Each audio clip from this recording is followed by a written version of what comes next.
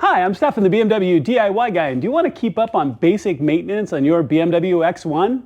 I'll show you how.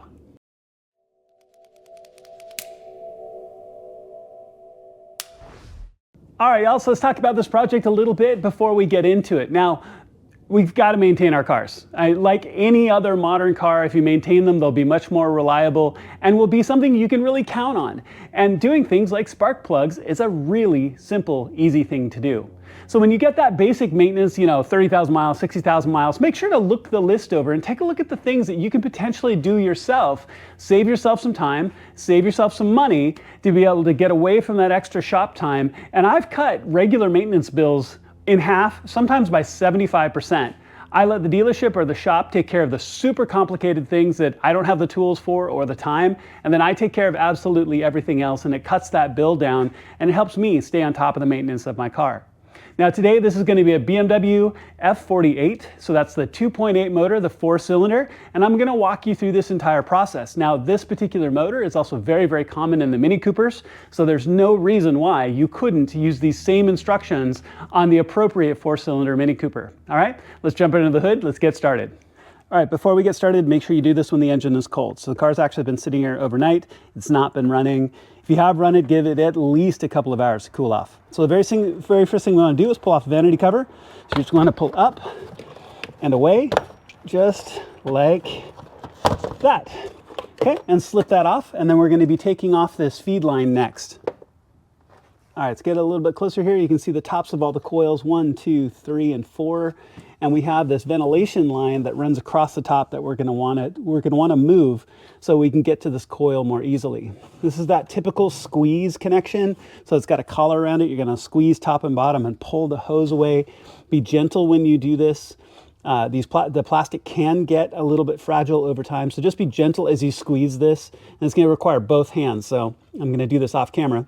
But I'm going to squeeze this and pull it out and away, pull this up and out of this clip, and then this ventilation line can be away from the coil. All right, so you can see I've tucked the evaporation line just very gently back where it'll stay out of the way. You could come all the way down here to this end and unclip it and get it out, but I don't see a reason why, especially when that's kind of hard to get to, and save yourself some time and trouble and don't do it. All right, so each one of your coils, 1, 2, 3, 4, are going to be the same all the way across. You have the cable that comes up with this white tab. You pull this white tab back and press down on the tab and then pull the plug.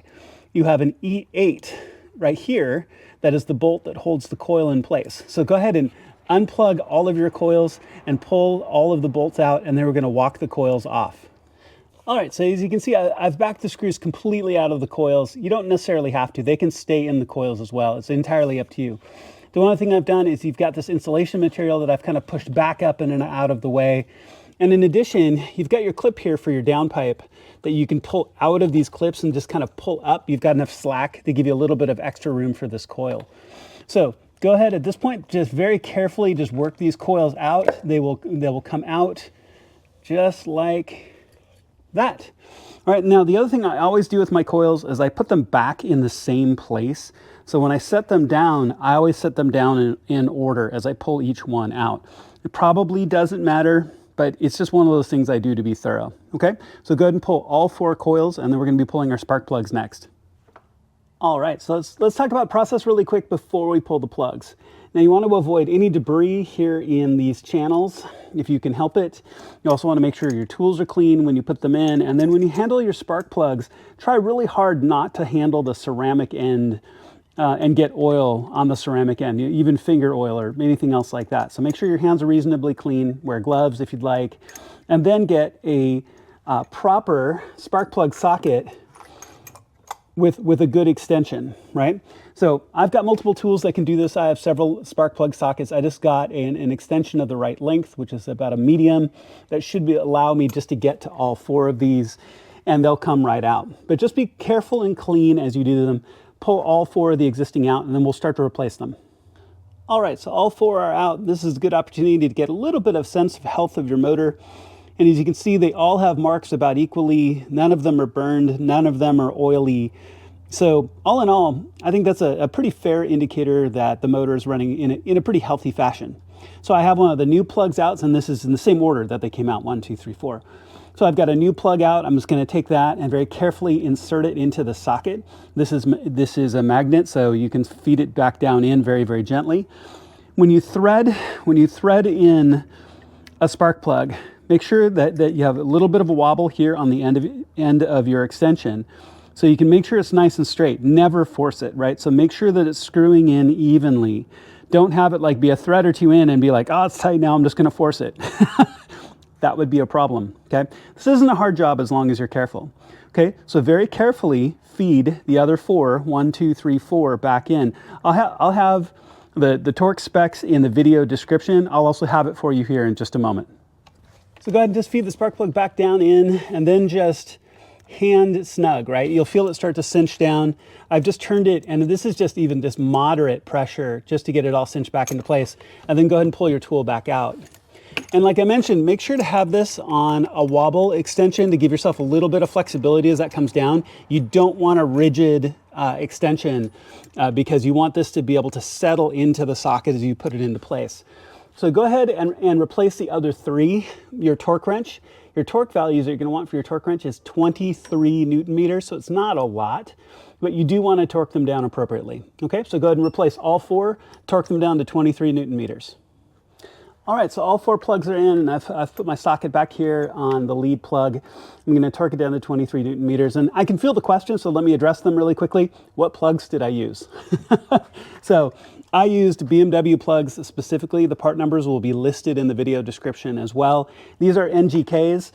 Unless you are running a tuned vehicle and specifically need something different in your spark plugs, this is one of those parts that I get from the dealership. They come pre-gapped, so you don't have to worry about gapping your plugs, which personally I hate doing.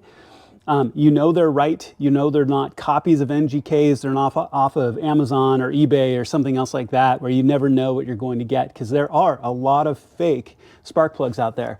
So in this case, these are stock factory OEM plugs that I got from the dealership. And so I know that they're right, and I know that they're pre-gapped properly. So 23 Newton meters, go ahead and hit all 4 of those, and then we're gonna put our coils back on and start putting the car back together. All right, as we wrap up this last bit, so go ahead and plug in all 4, 1, 2, 3, 4.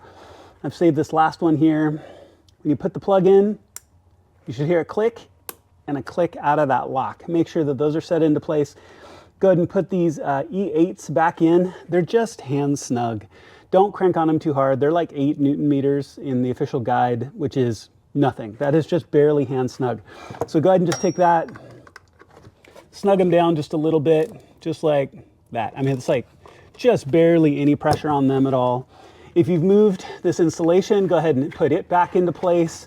If you've moved your plug for your O2 sensor on your downpipe, put that back in the clips, and make sure that all of these are all nicely back in place. So all of my plugs are back in connected and locked down. All of my E8 posts are back in and they're set. So all of these are good to go. So go ahead and we're going to plug that evaporation line back in, put our cover back on, but we're almost done. Evaporation line, I tucked it back like I did. Go ahead and just pull it back out really carefully.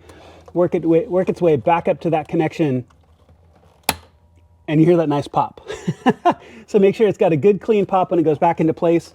This clip probably came off, so make sure to put that clip back on right here so your hose doesn't move on you.